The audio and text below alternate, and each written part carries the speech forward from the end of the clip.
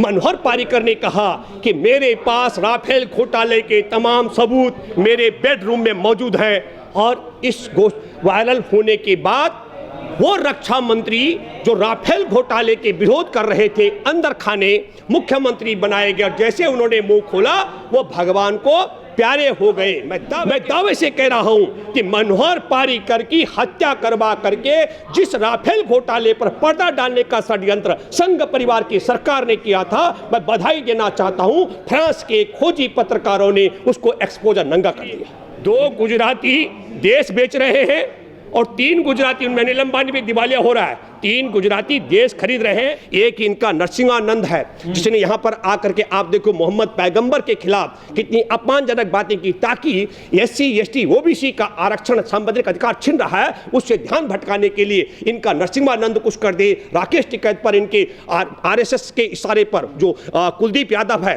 ABP का कार्यकर्ता नेता रहा है, उसके माध्यम से हमला कराया गया।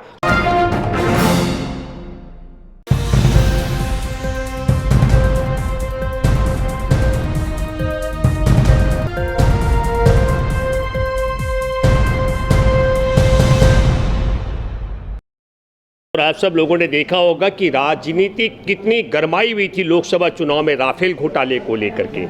हमारे देश में हिंदुस्तान एरोनॉटिक्स लिमिटेड, जिसमें 1700 इंजीनियर काम करते हैं, 32,000 कर्मचारी काम करते हैं, 4100 से ज़्यादा जहाज बना चुका, और संसार में 4 कंपनियों के जहाज हैं जो हवा में चलते हुए जिनमें तेल भर सकते हैं, उनमें से तेजस हिंदुस्तान एरोनॉटिक्स लिमिटेड ने बनाया। और हिंदुस्तान एरोनॉटिक्स लिमिटेड को राफेल बनाने की तकनीक और ठेका मिलने वाला था। ये UPA सरकार के कार्यकाल में लगभग मसौदा तय हुआ था। लेकिन आपको मालूम होगा कि सत्ता परिवर्तन के बाद जब नरेंद्र मोदी जी आए तो 4100 से ज़्यादा जहाज बनाने वाला, तेजस को बनाने वाला, 1700 इंजीनियर, 32,000 कर्मचारी और 7 दशक से ज़्यादा पुरानी कंपनी को बाहर करके राफेल बनाने की तकनीक और ठेके से वंचित करने का षड्यंत्र इसलिए किया गया कि दुनिया की जहाज बनाने वाली कंपनियों ने मोहन भागवत को एक बड़ी पेशगी की कि किसी भी कीमत पर भारत में हिंदुस्तान एरोनॉटिक्स लिमिटेड की उन्नति को रोकने के लिए राफेल बनाने की तकनीक और ठेके से वंचित करना बहुत जरूरी है।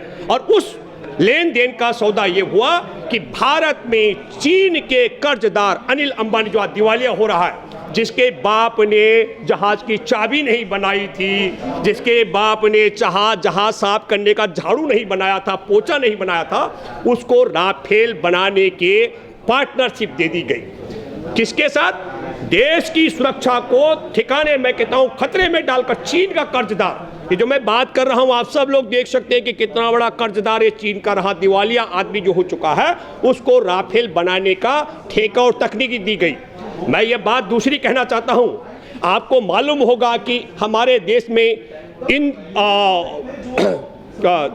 एयर शो हुआ था बेंगलोर में 3 दिन का, और उसमें बिपिन रावत तब सेना प्रमुख होते थे, और बिपिन रावत जब ने तेजस में बैठा तो बिपिन रावत ने तेजस की बहुत तारीफ की।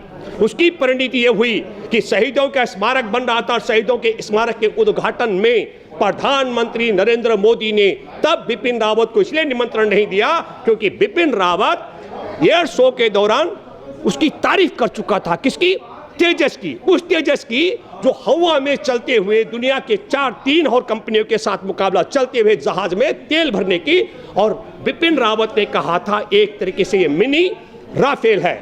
आज आप सब लोगों के सामने फ्रांस के एक खोजी पत्रकारिता से उजागर हो चुका है, हिंदुस्तान एरोनॉटिक्स लिमिटेड तेजस बनाने वाली कंपनी जो हमारी भारत सरकार की कंपनी है, उसको राफेल बनाने की तकनीक और ठेके से वंचित करने के लिए, और चीन के कर्जदार और हमारे देश में प्रधानमंत्री और नरेंद्र मोदी के अहम प्रेमी अनिल अंबानी को उसका पार्टनर बनाने का ये सौदा हुआ। इसलिए मैं आप सब लोगों से कहना चाहता हूं, वो जो कहता है कि न मैं खाऊंगा न खाने दूंगा, एक बात और दूसरी, 2 गुजराती देश बेच रहे हैं और 3 गुजराती, उनमें अनिल अंबानी भी दिवालिया हो रहा है, 3 गुजराती देश खरीद रहे हैं। पर मैं आप सब लोगों से कहना चाहता हूं, ये देश के साथ गद्दारी और चीन के साथ वफादारी थी कि चीन के कर्जदार को पार्टनरशिप में दी गई राफेल की और देश के साथ गद्दारी कि हिंदुस्तान इलेक्ट्रॉनिक्स लिमिटेड को इसकी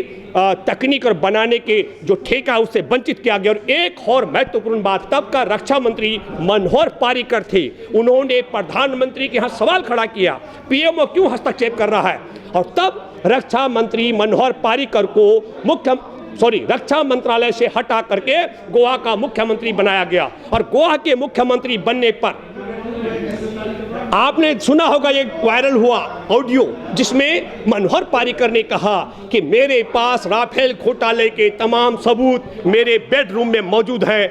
और इस वायरल होने के बाद वो रक्षा मंत्री जो राफेल घोटाले के विरोध कर रहे थे अंदर खाने मुख्यमंत्री बनाए गए, और जैसे उन्होंने मुंह खोला वो भगवान को प्यारे हो गए। मैं दावे के साथ में कह सकता हूं, न केवल 6 लाख की यूरो का रिश्वतखोरी का मामला है टेबल के नीचे से, और दूसरे तरीके से जो मैं कहता हूं कि हिंदुस्तान इलेक्ट्रॉनिक्स लिमिटेड की तरक्की को रोकने के लिए वो कितना बड़ा लेन देन संघ परिवार के मुखिया ने किया वो एक अलग मामला है। लेकिन मनोहर पारीकर की हत्या का कारण भी राफेल घोटाला है, ये मैं दावे से कह सकता हूँ। और सभा से क्या है, वो सभा में ये बात कह रहे हैं भाई, तो अरे मैं भूपेंद्र रावत बोल रहा हूं और मैं दावा कर रहा हूं, मैं दावे से कह रहा हूं कि मनोहर पारीकर की हत्या करवा करके जिस राफेल घोटाले पर पर्दा डालने का षड्यंत्र संघ परिवार की सरकार ने किया था, मैं बधाई देना चाहता हूं। फ्रांस के खोजी पत्रकारों ने उसको एक्सपोजर नंगा कर दिया।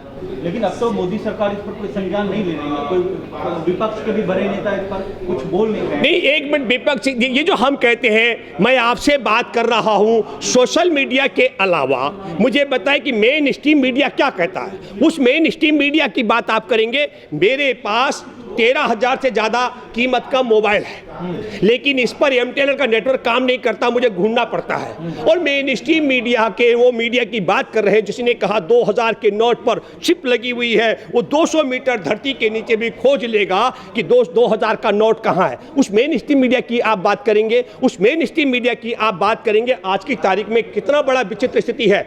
द वायर ने एक स्टोरी पब्लिश की 1 अप्रैल को, और क्या किया, उसमें खुलासा कर दिया कि नरेंद्र मोदी जिन सरकारी संस्थानों को बेच रहा है उससे हमारे देश के SC, ST और OBC का संवैधानिक अधिकार खत्म हो रहा है, उनका आरक्षण उनसे छीनने वाला है। कहीं मेन स्ट्रीम मीडिया ने दिखाया? मैं फिर आपके माध्यम से कहना चाहता हूं, मेन स्ट्रीम मीडिया किसका है? 150 से ज़्यादा चैनलों का मालिक मुकेश अंबानी है, जिस पर गैस डकैती का मुकदमा था। और गैस डकैती के मुकदमे में अंतर्राष्ट्रीय अदालत में अगर आपने देखा होगा, 3 जजों की बेंच में 2 जजों ने कहा डकैती नहीं हुई और 1 जज ने डकैती मानी है। मैं ये कह रहा हूँ, जो गैस डकैत है, गैस डकैती करने वाला आज 150 से ज़्यादा चैनलों का मालिक है, और उसका छोटा भाई चीन का कर्जदार और राफेल घोटाले में हिंदुस्तान इलेक्ट्रॉनिक्स लिमिटेड को बाहर करके उसके पार्टनरशिप लेने वाला है, उसके खिलाफ मैं बता दूं, मुकेश अंबानी के चैनल क्यों दिखाएंगे, बाबा रामदेव के 12-13 चैनल है वो क्यों दिखाएंगे। ये जो पूरा का सिस्टम आप समझ लीजिएगा कि हमारे देश का मीडिया को गोदी मीडिया बना लिया, अदालतों को गोदी मतलब तोता बना के CBI से लेकर के NIA से लेकर आयकर विभाग से लेकर के मीडिया से लेकर के, और मैं कहूँगा अदालतों को भी तोता बना कर रख चुका है। इसलिए मैं बधाई देता हूं कि आप सब लोग जो सोशल मीडिया के लोग हैं वो दिखा पा रहे हैं, लेकिन आप लोगों पर भी एक बड़ा हंटर चलने वाला है। हम सब की जुबान भी बंद होने वाली है। जो बात आज दुनिया तक जाती है उस पर विराम लगाने का और सरकार बढ़ रही है। EVM को कैसे देख रहे हैं जो असम में बीजेपी की गाड़ी में पकड़ी गई है? नहीं, ये एक क्रोनोलॉजी का हिस्सा है। मैं आपको एक बात बताना चाहता हूँ, लगातार 6:49 पर वायर ने एक स्टोरी छापी। स्टोरी में रिपोर्ट पब्लिश किया, उस रिपोर्ट में बड़ा खुलासा किया कि हमारे देश में SC, ST और OBC का आरक्षण खत्म कर रहा है, जो बहुत बड़ा उससे डैमेज कंट्रोल से बचने का कोई तरीका नहीं था। आनंद फानन में पहली बात जो आपने कहा, पोलिंग स्टेशन से टीम निकलती है, उसको पुलिस फॉलो कर रही होती है सुरक्षा को लेकर के, गाड़ी खराब हो जाती है, EVM का उठाकर इलेक्ट्रॉनिक वोटिंग मशीन उठा करके भाजपा के बोलेरो में रखी जाती है, और रात भर उसकी चर्चा नहीं होती, खोजबीन चल रही है। लेकिन नेक्स्ट डे 2 अप्रैल को हमें नहीं भूलना चाहिए, 2 अप्रैल को हमारे देश में राकेश टिकैत पर जानलेवा हमला करके जो वायर ने एक रिपोर्ट पोल खोल की थी, उससे ध्यान भटकाने का षड्यंत्र किया गया। एक एक इनका नरसिंहानंद है जिसने यहाँ पर आकर के आप देखो मोहम्मद पैगंबर के खिलाफ कितनी अपमानजनक बातें की ताकि SC ST OBC का आरक्षण संवैधानिक अधिकार छिन रहा है उससे ध्यान भटकाने के लिए इनका नरसिंहानंद कुछ कर दे। राकेश टिकैत पर इनके RSS के इशारे पर जो कुलदीप यादव है ABP का कार्यकर्ता नेता रहा है उसके माध्यम से हमला कराया गया। और मैं फिर कहना चाहता हूं 3 तारीख को रोहतक में हमारे किसानों पर हमला करा दिया गया और 4 तारीख को आपने देखा होगा बीजापुर का मैं जिक्र कर रहा हूं छत्तीसगढ़ में वहां पर सुरक्षा बलों के 22 जवानों को शहादत कराई गई। आपको मैं बताता हूं क्या कारण है कि लोकसभा चुनाव के समय पुलवामा में RDX ला करके खुफिया रिपोर्ट की खारिज करके जवानों को मरवाया गया। बिहार चुनाव से पहले गलवान में बिहार रेजिमेंट के जवानों को मरवाया गया। और अब पश्चिम बंगाल, तमिलनाडु, पांडुचेरी, असम और केरल में चुनाव है। फिर आपने कहां से आई वो लाइट मशीन गन आतंकवाद अपना वो क्या कहते हैं नक्सलियों के पास? बिना नरेंद्र मोदी की सरकार की इच्छा से हमारे देश के अंदर लाइट मशीन गन नक्सलवादियों के पास नहीं पहुंच सकती है। ये योजनाबद्ध तरीके से जवानों को मरवाने का फिर मैं कहना चाहता हूं लगातार इसलिए है क्योंकि SC ST और OBC हमारे देश में किसान आंदोलन के साथ में अन्न उगाने अन्न खाने का मामला था ही, देश के बेरोजगारों का भी था, बैंक को बेचने का, उसके खिलाफ जो लोग हैं रेलवे को बेचने का था। लेकिन SC और ST OBC का भी जो आरक्षण का मामला खतरे में पड़ रहा है ये सब लोग एकजुट हो रहे हैं ध्यान भटकाने के लिए। कभी आप नरसिंहानंद से ये करवा देते हैं, राकेश टिकैत पर हमला करवा देते हैं, आप रोहतक में किसानों पर लाठी चलवा देते हैं और आप बीजापुर में छत्तीसगढ़ में जवानों को मरवाने के लिए नक्सलियों के पास लाइट मशीन गन पहुंचा देते हैं। मेन स्ट्रीम मीडिया इन सब पर पर्दा डालेगा। फिर मैं कहना चाहता हूं, बधाई देता हूं मैं कि एक ईमानदारी की बात मैं कहूंगा कि राहुल गांधी बार बार बोल रहा था राफेल में घोटाला हुआ, ये बात उजागर हो चुकी है। सभी अहम खबरों के लिए न्यूज़ MX को सब्सक्राइब करें, साथ ही बेल आइकॉन को जरूर दबाएं। लाइक शेयर कमेंट करना ना भूलें।